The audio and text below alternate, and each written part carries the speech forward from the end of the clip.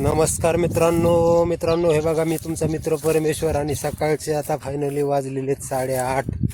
आज तारीख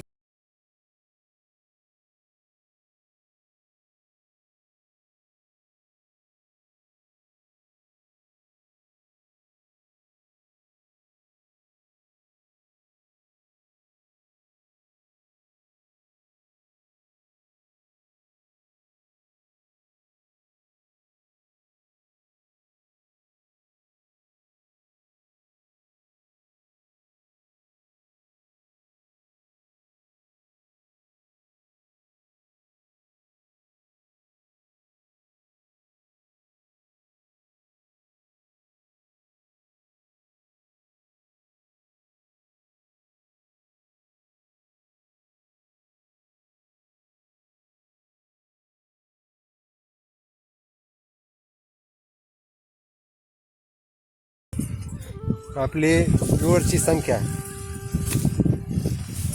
80 लाखाच्या आसपास गेलेली. तर मित्रांनो, असंच तुमचं भरभरून प्रेम राहावं एवढीच इच्छा होती. आज वातावरण बघा, 31 मार्चपासून जो पावसाचं आमच्याकडे वातावरण बनलेलं होतं, आला काही गारपीट झाली. आमच्या जवळच असलेल्या महाकाळा गावामध्ये 2 मुलं, बरंच काही ह्या पावसाने आमचं सगळं झालं मित्रांनो. तर सगळ्यातून आता हे बघा, आज असं वातावरण अगदी मस्त बनलंय. आणि सकाळी आलो होतो बघा शेतामध्ये. काम काही नसतं मित्रांनो, सकाळी शेतामध्ये चक्कर मारायची. हे बघा, आपला ऊसाचं शेत आहे. सकाळ हवा आहे, जोरात दिसतोय. कारण 20 डिसेंबरची लागवड आहे याची.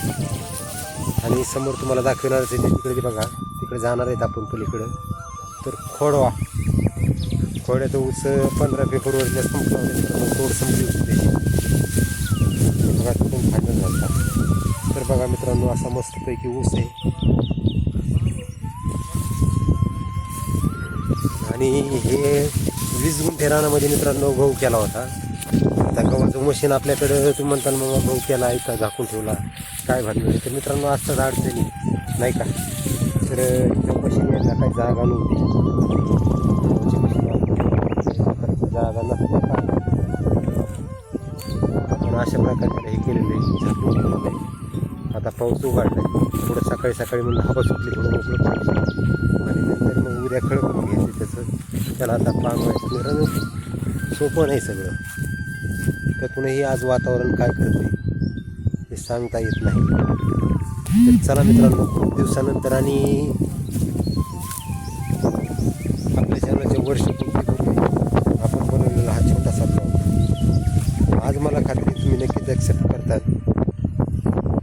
आणि असंच मित्रांनो, तुमचं भरभरून प्रेम आमच्यावर राहू द्या. तुमच्या प्रेमामुळं काय होतं माहिती आहे का, एक नवीन प्रकारची ऊर्जा मिळते, नवीन प्रकारची एनर्जी मिळते. आणि एक प्रकारचं मोटिवेशनसुद्धा तुमच्याकडून मिळतं.